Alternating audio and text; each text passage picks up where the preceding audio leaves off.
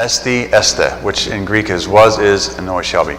So just a reminder that God is always eternal, and we always pray that, and just one of those beautiful phrases that we have in the church. Today we hear about the prodigal son, the son who had everything and realized in his mind, or thought in his mind anyways, that he had nothing. And he wanted more than what the father offered. So what does the father do? He gives him his half. The younger son goes out and wastes all his money on loose living, as we heard in the epistle reading too. We hear about terrible ways of life in this pre-Lenten period, that warnings that we have.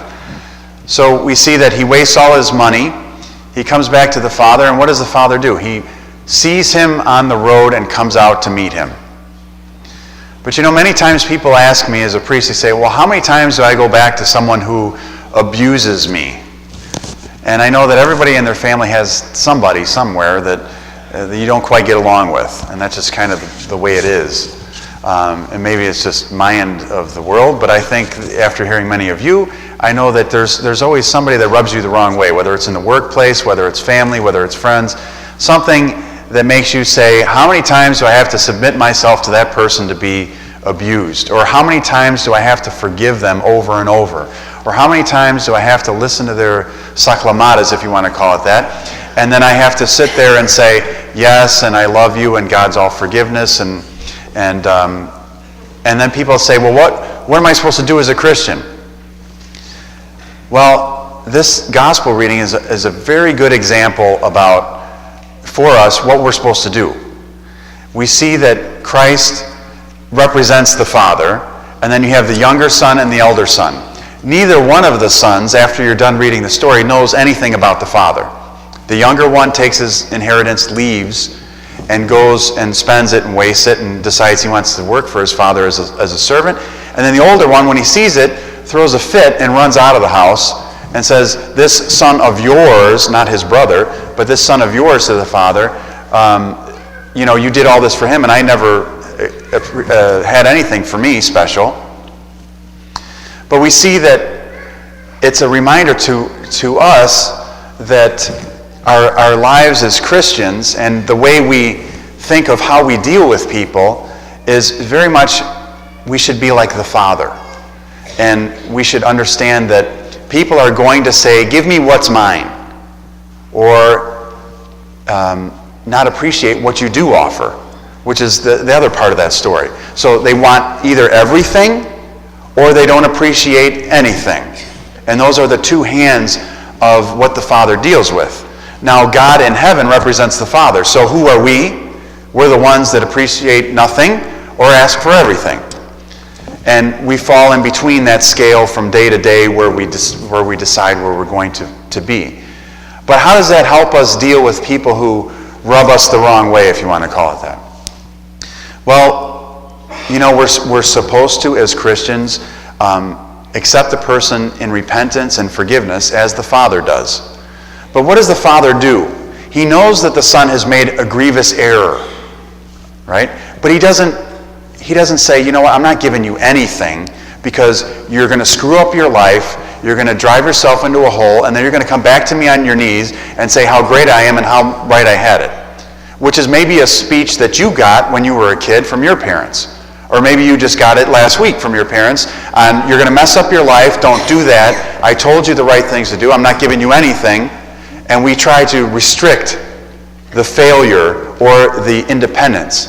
We try to control the will of another person because we think that we have the answers for them. But God does not do that. He doesn't control our wills. He gives us free will. He allowed Judas to betray him. He could have said, don't betray me, don't do this. You're gonna go hang yourself. Your life, it'd be better if you were never born.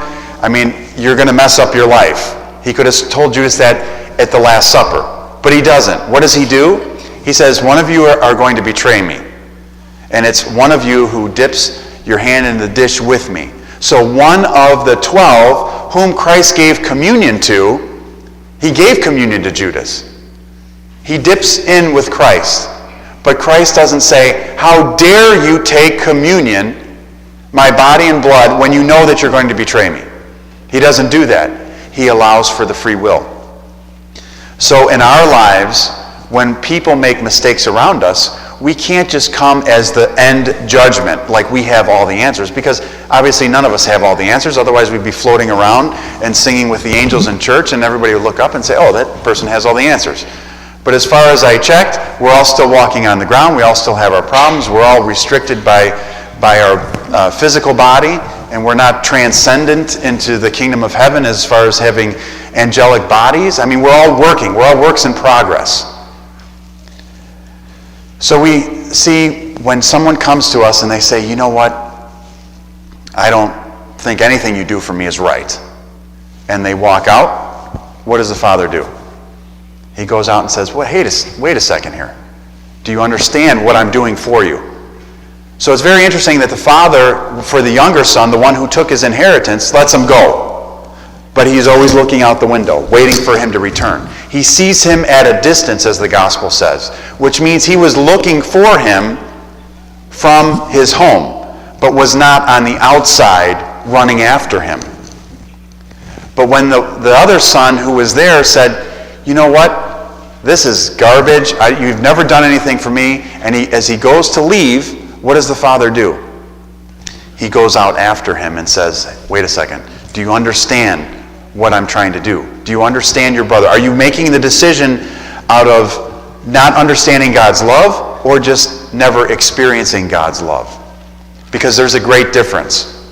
There's one thing to say that I've never heard about the gospel. I don't understand anything about the Christian church because no one's ever talked to me about it, which we can see in foreign countries. We can see that some of the far reaches of the world where there's missionaries talking about the church that no one's heard about.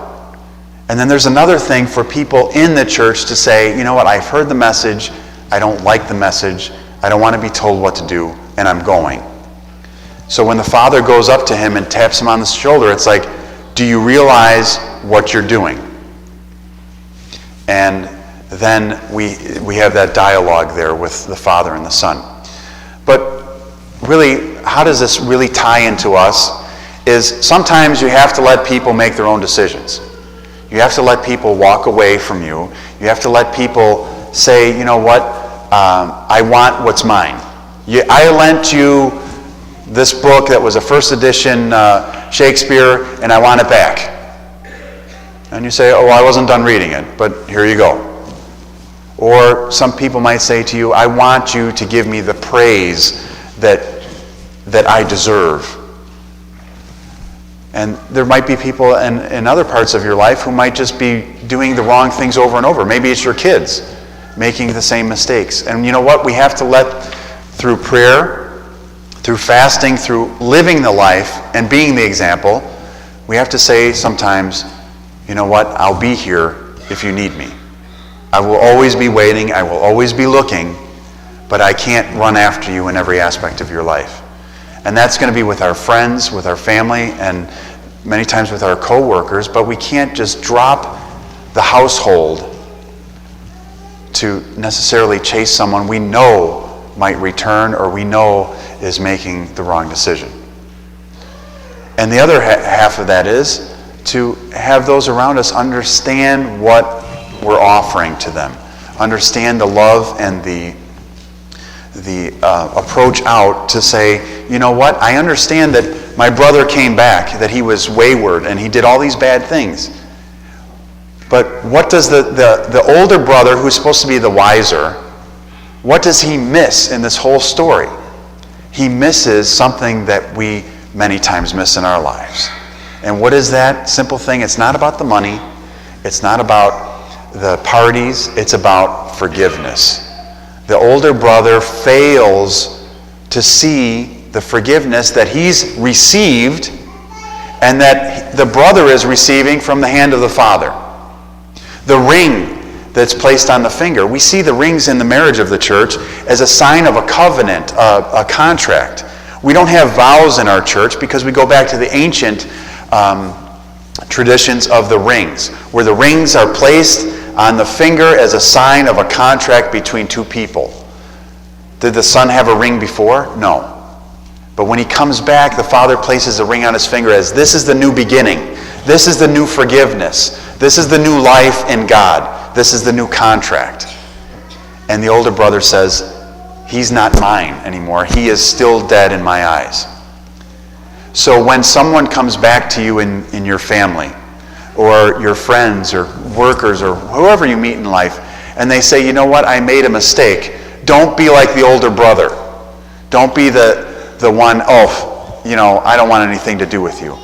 Or I don't accept your forgiveness. Because believe me, when we go before God, that is the one thing that we're all going to be begging for, is forgiveness. And if we haven't offered it, why should we expect to receive it? That is the true question of Lent. And the true thing that we should ponder this day, always, and especially through Lent, is if we don't offer forgiveness, how can we surely accept it? Amen.